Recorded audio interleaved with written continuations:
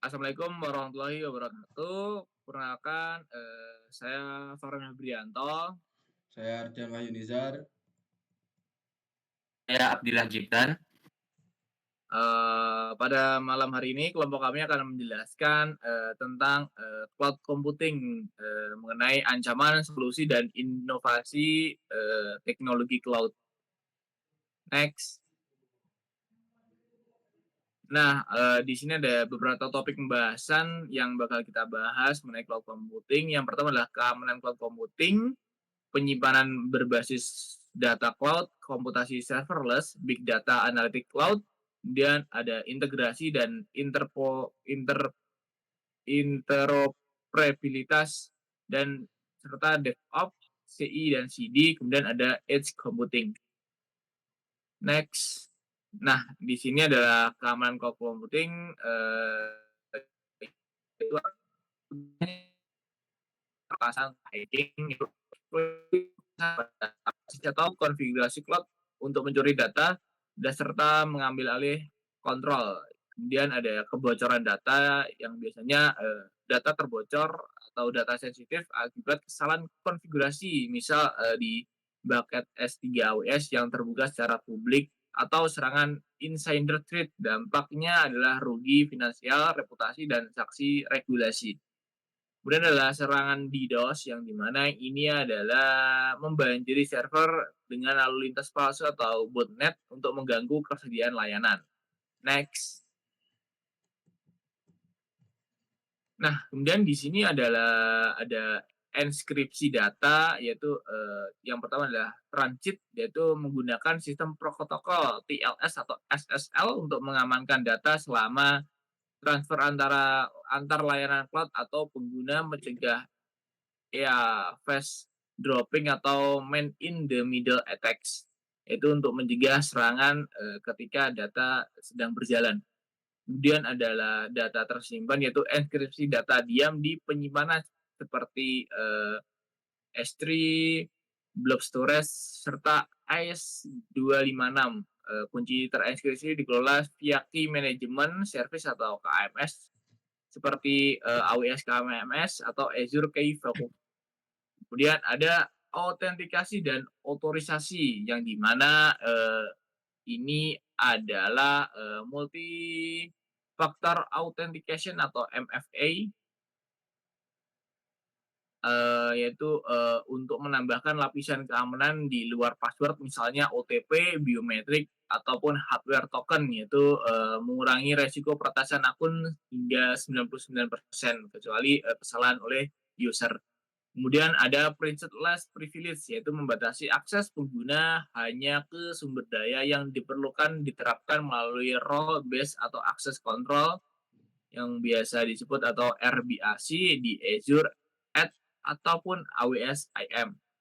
Kemudian next.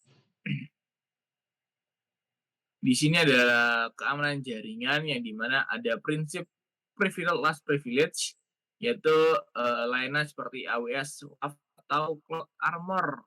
Kemudian yang dimana itu untuk memfilter lalu lintas berbahaya. Kemudian ada IDS atau IPS, yaitu sistem deteksi infrastruktur yang dimana ini terdapat juga di AWS Guard.t. Kemudian ini bertujuan untuk memantau lalu lintas infrastruktur dan memblokir ancaman secara otomatis. Kemudian ada segmentasi jaringan yang dimana ini membagi jaringan menjadi subnet yang terisolasi seperti micro segmentation yang dimana dalam VPC atau VNet untuk membatasi pergerakan lateral penyerang. Kemudian next ada standard compliance. Nah, di mana ini adalah standar secara nasional untuk manajemen keamanan, di mana di sini ada ISO 27001. Nah, di sini seperti standar internasional untuk manajemen keamanan informasi, yaitu untuk membuktikan komitmen terhadap kontrol keamanan secara sistematis. Kemudian ada GDPR, yaitu regulasi privasi data Uni Eropa. Jika melanggar maka denda hingga pendapatan 4% secara global untuk pelanggarnya. Next. Nah, di sini ada penyimpanan basis data cloud atau layanan database.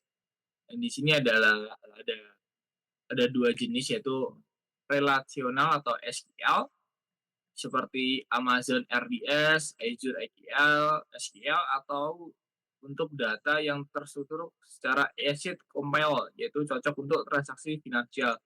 Kemudian ada non relation yaitu no SQL seperti Firestore, MongoDB, Atlas yang dimana biasanya digunakan untuk aplikasi real time seperti IoT. Next. Oke, selanjutnya ada skema penyimpanan. Di sini ada relasional. Tabel rasional ini maksudnya itu tabel dengan baris atau kolom terstruktur. Keunggulannya yaitu memiliki konsistensi tinggi, query yang kompleks via SQL. Nah, untuk yang non relasional yaitu eh, memiliki maksudnya itu fleksibel atau seperti JSON, key value, dan juga grab. Nah, untuk keunggulannya yaitu memiliki skalabilitas horizontal, memiliki performa tinggi untuk beban sporadis. Next. Selanjutnya yaitu backup dan recovery. Nah, back, eh, memiliki backup otomatis atau maksudnya itu snapshot harian atau mingguan. Misal AWS RDS snapshot dengan retensi hingga 35 hari. Selanjutnya ada point in time recovery. Maksudnya itu mengembalikan database ke keadaan sebelum kegagalan atau RTO. Nah, maksudnya recovery time objektif lebih dari 15 menit. Next. Selanjutnya ada komputasi serverless. Nah, untuk konsep dari komputasi serverless ini yaitu menjalankan fungsi atau function as a service tanpa mengelola server fisik atau virtual. Penyedia cloud mengalokasikan sumber daya secara dinamis.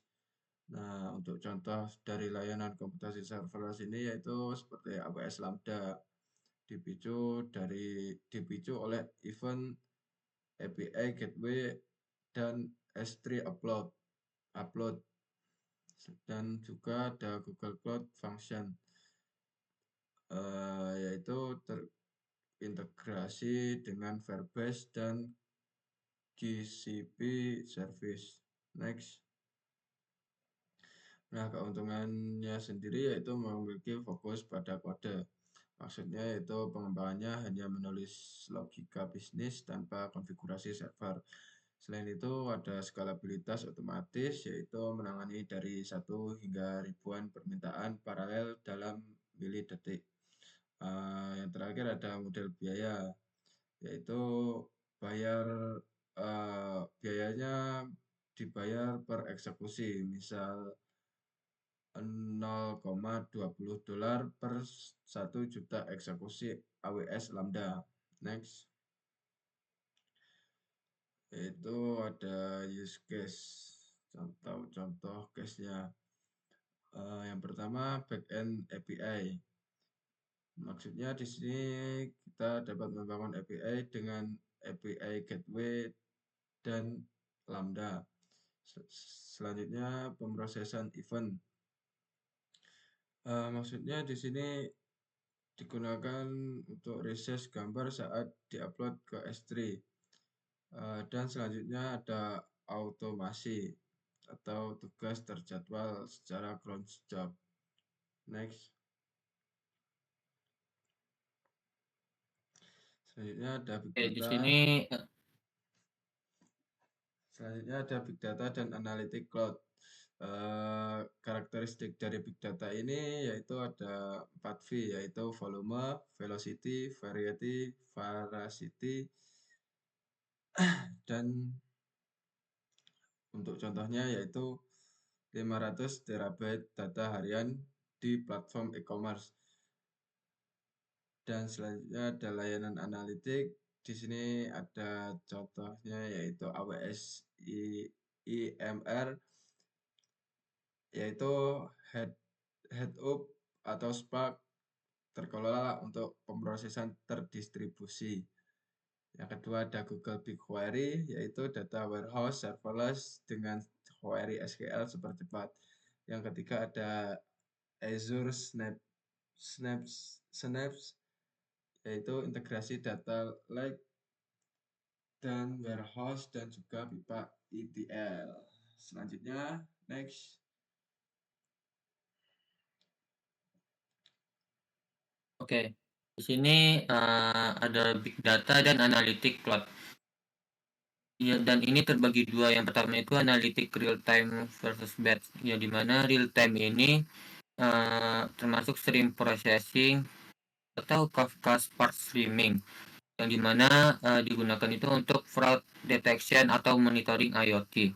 Yang kedua ada batch, yang dimana pemroses harian atau bahkan mingguan untuk laporan histori, misalnya untuk analitik penjualan. Dan selanjutnya itu ada visualisasi dan AI tools, yaitu ada integrasi dengan W, Power BI, atau Looker Studio untuk dashboard interaktif. Dan contohnya itu bisa kita ambil seperti visualisasi tren penjualan real time dari BigQuery di Looker. Selanjutnya ada integrasi dan interoperabilitas cloud. Di sini terdapat tantangan dan solusi dari interoperabilitas cloud ini. Tantangan dari integrasi ini silo data atau sistem terisolasi antar departemen. Lalu legacy system, maksudnya itu kesulitan integrasi on-premise dengan cloud, misal seperti bank. Lalu ada multi cloud, maksudnya itu inkompatibilitas antar provider seperti AWS versus Azure versus GCP. Lalu untuk solusinya itu bisa menggunakan API, middleware, dan protokol standar. Lalu hybrid dan multi cloud. Hybrid cloud itu menggabungkan on-premise dan public cloud. Dan contohnya itu seperti virtual machineWare dan on Amazon Web Service. Lalu multi cloud strategi. Nah, ini digunakan Kubernetes untuk portabilitas aplikasi. Selanjutnya ada DevOps dan CI/CD. Konsep DevOps ini merupakan filosofi kolaborasi tim development, pengembang, dan operasi untuk otomatisasi dan pengiriman cepat. CI/CD plan itu terbagi dua. CI itu artinya continuous integration atau otomatisasi testing tiap commit kode. Toolsnya itu seperti Jenkins, GitHub Action. Dan CD itu yaitu continuous development, yang dimana akan deploy otomatis ke production. Toolsnya itu seperti Argo CD, GitLab, CI. Selanjutnya ada DevOps dan CI/CD. Ini merupakan manfaat dan integrasi cloud-nya. Manfaatnya itu seperti kecepatan rilis. Perusahaan seperti Netflix deploy kode ribuan kali per hari. Untuk infrastruktur as kodenya itu akan otomasi infrastruktur dengan Terraform atau Amazon Web Service Formation. Dan edge computing. Untuk edge computing ini di sini ada definisi dan contohnya. Untuk definisinya itu pemrosesan data di lokasi sumber seperti perangkat IoT, gateway, bukan di cloud pusat. Contohnya itu bisa kita ambil dari mobil otonom yang memproses data sensor lokal untuk menghindari tabrakan, seperti latensi kurang dari 10 milisecond. Untuk keuntungan dari edge computing ini, latensinya itu rendah. Maksudnya itu vital untuk aplikasi real time seperti operasi medis, kontrol pabrik. Lalu penghematan bandwidth. karena hanya data penting yang dikirim ke cloud. Lalu ada operasi offline. edge computing ini akan tetap berfungsi tanpa koneksi internet. Dan terakhir, kesimpulan dari seluruh materi pada praktikum 13 ini yaitu cloud computing saat ini telah menjadi tulang punggung transformasi digital dengan keamanan sebagai fondasi kritis melalui enkripsi end-to-end, MFI, dan kepatuhan standar ISO 27001 atau GDPR untuk mitigasi ancaman seperti peretasan, kebocoran data, dan DDoS. Penyimpanan database cloud relasional dan atau non-relasional menawarkan skalabilitas elastis, replikasi otomatis, dan pemulihan bencana yang andal. Sementara komputasi serverless seperti AWS Lambda Cloud Function merevolusi efisiensi dengan model bayar per pemakaian dan fokus pada pengembangan kode. Big Data dan Analytics seperti BigQuery dan UMR memungkinkan pemrosesan real-time dan visualisasi data masif yang didukung integrasi multi-cloud hybrid berbasis API dan middleware untuk interoperabilitas sistem lama dan platform baru. DevOps dan CI/CD seperti Jenkins dan GitLab mempercepat siklus rilis dengan otomasi pengujian deploy. Sedangkan edge computing itu menjawab kebutuhan latensi rendah untuk IoT dan aplikasi real-time. Kolaborasi seluruh elemen ini menciptakan ekosistem cloud yang tangguh, hemat biaya, dan siap menghadapi tantangan di masa depan.